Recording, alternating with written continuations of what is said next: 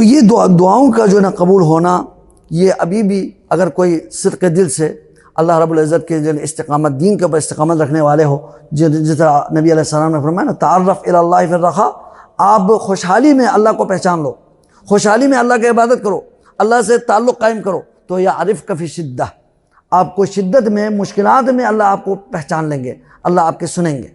تو یہ شروط اور آداب دعا یہ وغیرہ ہو تو انشاءاللہ دعائیں فوراً اللہ کی طرف سے اس کی قبولیت کے آثار نظر آتے ہیں، یہ موجود ہیں اور لوگ اس کو یعنی محسوس کرتے ہیں، یہ مشاہدتی امور میں سے ہیں، اور یہ اس کے جو نا اور بھی بہت بے شمار دلائل موجود ہیں۔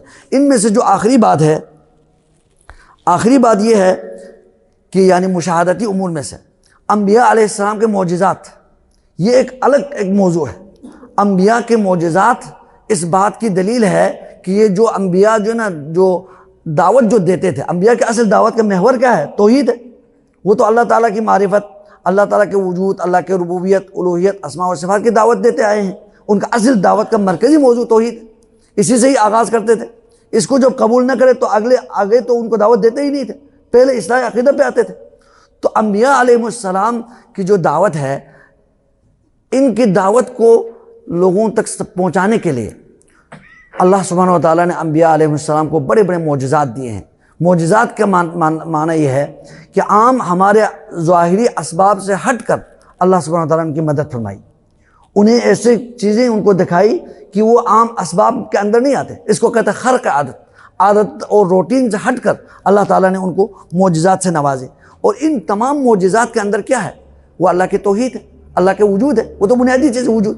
اللہ تعالیٰ کوئی رب ہے، اس لیے اللہ تعالیٰ نے یہی تو انبیاء تو یہی بتاتے تھے نا، ہم اللہ کے توحید کو بیان کرنے کے لیے آئے ہیں۔ اللہ رب ہے جو ہر چیز پر قدرت رکھنے والے ہیں، وہی معبود برحق ہے، وہی ہر مشکل کشا ہے، حاجت روا ہے، وہ تمام عبادتوں کے مستحق وہی ہے۔ یہی سمجھانے کے لیے آتے تھے۔ جب کافروں کو سمجھ میں نہیں آتا تھا، اور کافر آگے سے یہ بھی کہتے تھے ہمیں کوئی نشانی دکھاؤ، ہمیں کوئی، اگر تو سچا ہے، اس اپنی دعوت کے اندر سچا ہے، اللہ نے تجھے بھیجا ہے، مبعوث کیا ہے، تو کوئی نشانی دکھاؤ۔ تو اللہ سبحانہ و تعالیٰ جو انبیاء علیہ السلام کو اپنے حکم سے، انبیاء کے اس میں وہ مشیت نہیں ہوتی تھی، وہ تو اللہ سے دعا کرتے تھے، اللہ سبحانہ و تعالیٰ انہیں اللہ کے اپنی مشیت سے انہیں بڑے بڑے معجزات دیتے تھے، عطا کرتے تھے، اور اس وقت کے لوگوں کو تسلیم کرنے کے بغیر ان کو کوئی چارہ کار نہیں ہوتا تھا، گنجائش نہیں ہوتی تھی۔ اس کے باوجود کافر عناد میں آ کر، ضد میں آ کر نہیں مانتے تھے، الگ مسئلہ ہے، ورنہ ان کو بات سمجھ میں آ جاتی تھی۔ یہ معجزات ہیں، یعنی عاجز کرنے والی چیز، یعنی انسانی طاقت سے باہر اللہ سبحانہ و تعالیٰ انہیں آیات دیتے تھے، نشانیاں دیتے تھے، اور وہ تسلیم کیے بغیر کوئی چارہ نہیں ہوتا تھا۔ یہ ہے معجزات۔ مثلا اللہ سبحانہ و تعالیٰ نے حضرت موسیٰ علیہ السلام کو کتنے معجزات دیے، کتنی معجزات دی۔ دیکھو کہ حضرت موسیٰ علیہ السلام جب تیہ میدان میں ہیں، وہاں پانی کے بارے میں، وَإِذِ اسْتَسْقَىٰ مُوسَىٰ لِقَوْمِهِ فَقُلْنَا اضْرِب بِّعَصَاكَ الْحَجَرَ، وہ عصا کو جب وہ ان کو پیاس لگی تو سب موسیٰ کے قوم جو نا موسیٰ کے پاس آئے، ہمیں پانی کی ضرورت ہے، تو اللہ سبحانہ تعالیٰ نے موسیٰ سے کہا اپنے عصا کو اس پتھر کے اوپر مارو۔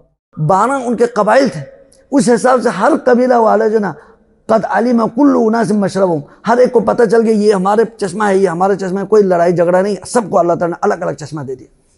سبحان اللہ، وہ چشمے پھوٹے، کچھ بھی نہیں ہے، یہ پتھر ہے۔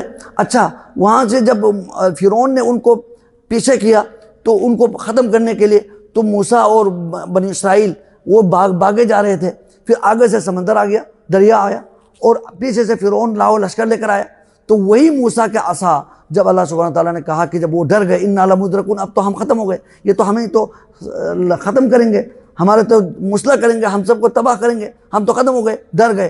تو اللہ سبحانہ موسیٰ نے فرمایا کلا ان معی ربی، میرا رب میرے ساتھ میرا رب ہے، میں اللہ سے مانگوں گا، اللہ ہمیں نجات دیں گے۔ تو اللہ سبحانہ تعالیٰ نے وہاں بھی فرمایا دریا کے اوپر یہ عصا مارو، تو ادھر کیا ہو گیا، وہ دریا چلتا دریا کیا ہو گیا، 12 اس کے اندر سے گلی بن گئی، وہ خشک ہو گئے، گلی بن گئی۔ یہ کیا نشانیاں نہیں؟ تو یہ عظیم عظیم نشانیاں۔ اور پھر وہی جو فرعون اور لاؤ لشکر جب موسیٰ باہر نکلے اور فرعون اس گلیوں میں داخل ہو گئے، تو جب فرعون کے جو آخری لشکر کے آخری فرد جب اندر داخل ہو گئے اور اس کا شروع والا جو نا وہ باہر نکلے نہیں تھے، اللہ سبحانہ تعالیٰ نے سب کو غرق کر دیا، تباہ و برباد کر دیا، اور قیامت تک کے لیے نشان عبرت بنایا۔ اور فرعون کی لاش ابھی بھی ہے، وہ اللہ تعالیٰ نے اس کو رکھا ہوا ہے، اور یہ تاریخ میں موجود ہے، اور یہ سب جانتے ہیں کافر بھی جانتے ہیں، کوئی بھی بشر کے کوئی انسان اس سے انکار نہیں کرتے، یہ تاریخ کا حصہ ہے، واضح تاریخ کا حصہ ہے۔ تو یہ ساری جو نشانیاں ہیں، اور حضرت عیسیٰ علیہ السلام کو بھی بڑی بڑی نشانیاں دی تھی۔ وہ احیی الموتى باذن اللہ وَإِذْ تُخْرِجُ الموتى باذن اللہ، وہ اللہ کے حکم سے مردوں کو زندہ کرتے تھے۔ یہاں بعض ایسے واقعات ہیں کہ اللہ تعالیٰ کے حکم سے ان کو زندہ بھی کیا۔ اور حضرت موسیٰ علیہ السلام کا بھی ہے، ایک جو نا وہ بندہ مر گیا تھا، پھر جو گائے ذبح کرنے کا، وہ سورہ بقرہ کا پورا واقعہ ہے، تفصیل ہے، تو اس کو بھی مارنے کا حکم دیا، وہ بندہ زندہ ہوا اور اس نے اپنے قاتل کو بتایا، پھر مر گیا۔ تو یہ سارے یعنی اس طرح کی جو نشانی ہے وہ سامنے آتے تھے، یہ کرو، اور اللہ تعالیٰ کے حکم سے وہ نبی کرتے تھے اور وہ ہو جاتا تھا سامنے۔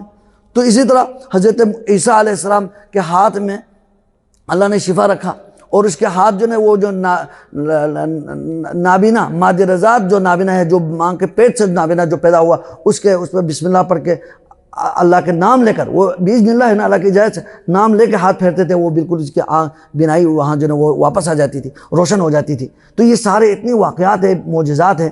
اور ہمارے نبی علیہ السلام کے معجزات کے تو کیا کہنا ہے، نبی علیہ السلام کے تو بے شمار معجزات ہیں۔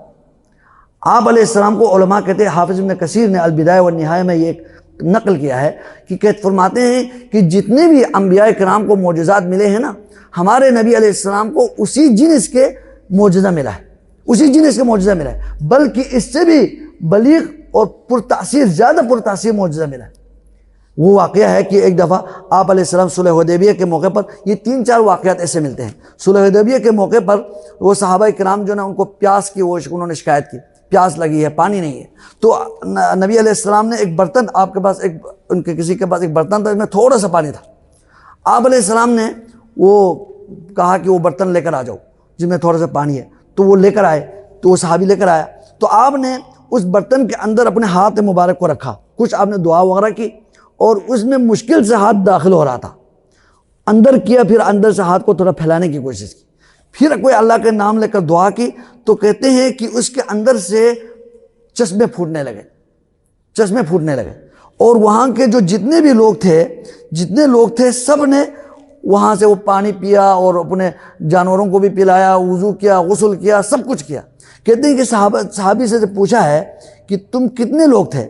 یہ بخاری میں ہے، اور جابر رضی اللہ تعالیٰ عنہ سے روایت ہے، اور بخاری میں 3576 یہ رقم الحدیث ہے، حدیث کے جو حدیث نمبر ہے 3576 میں یہ واقعہ ہے، یعنی علامات النبوہ میں ہے، اور بھی واقعات ہیں، میں اختصار کر رہا ہوں۔ تو یہ 3576 کے اس واقعے میں، اس میں جو برتن کے اندر جو ہاتھ رکھا، تو ادھر سے اس کے درمیان سے، انگلیوں کے درمیان سے چشمے پھوٹنے لگے۔ کہتے ہیں کہ آپ کتنے لوگ تھے؟ تو صلح حدیبیہ میں کتنے تھے؟ 1500، یا ایک روایت میں 1400 کچھ تھے۔ کہتے ہیں ہم 1400 تھے۔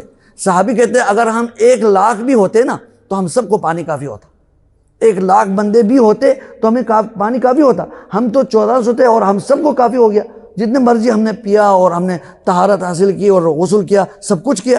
یہ اللہ کے معجزات ہیں۔ اب دیکھو، علماء نے کہا کہ نبی علیہ السلام کا یہ معجزہ موسیٰ کے معجزہ سے بھی بڑھ کر ہے۔ موسیٰ کے لیے تو وہ پتھر رکھا نا، پتھر کے اوپر وہ مارا، تو پتھر کے نیچے تو زمین ہے، زمین کے نیچے تو پانی بھی ہوتا ہے، ویسے پتھر سے پانی نکلتا ہے، یہ بھی مشاہدات میں آتے ہیں، لیکن اس کے نیچے زمین، پتھر زمین پر ہے، اور زمین کے نیچے کیا ہے؟ پانی ہے۔ ابھی ہم بور کرتے تو نیچے سے پانی نکلتا ہے، یہ تو ہے، تو معجزہ ہے، مارا تو فوراً نکلا ہے، تو معجزہ ہے۔ لیکن ہمارے نبی علیہ السلام وہ کسی پتھر پر نہیں مارا، آپ کے اس گوشت سے اور ہڈی سے پانی نکل رہا ہے، یہ تو اس سے بھی زیادہ پرتاثیر، اس سے زیادہ پرتاثیر۔ آپ علیہ السلام کو جو معجزات ملے ہیں، ان میں سے بہت سارے معجزات ہیں۔ اسی طرح جو آپ علیہ السلام نے ایک یہودی، ابو رافع ایک یہودی تھا، ملعون، وہ نبی صلی اللہ علیہ وسلم کو بہت زیادہ اذیتیں پہنچاتا تھا، تو آپ نے کچھ لوگوں کو، عبداللہ بن عتیق رضی اللہ عنہ وغیرہ کو تیار کیا کہ اس کو ختم کیا جائے، کیونکہ انہوں نے بہت زیادہ اذیتیں پہنچائی ہے۔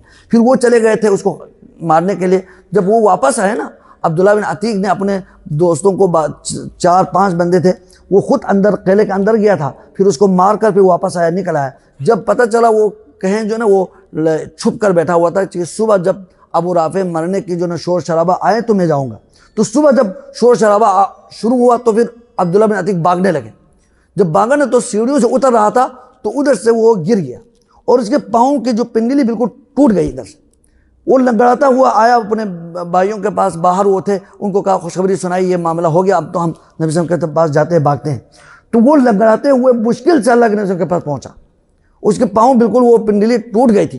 تو پھر اللہ کے نبی صلی اللہ علیہ وسلم کے ساتھ جب پاس پہنچا اور خوشخبری سنائی تو اللہ کے نبی صلی اللہ علیہ وسلم نے اپنے ہاتھ مبارک کو یوں پھیرا اور اس کی پنڈلی بالکل وہ بالکل جڑ گئی اور بالکل ٹھیک ہو گیا۔ کہتے ہیں کہ کبھی بھی مجھے بعد میں تکلیف نہیں ہوئی۔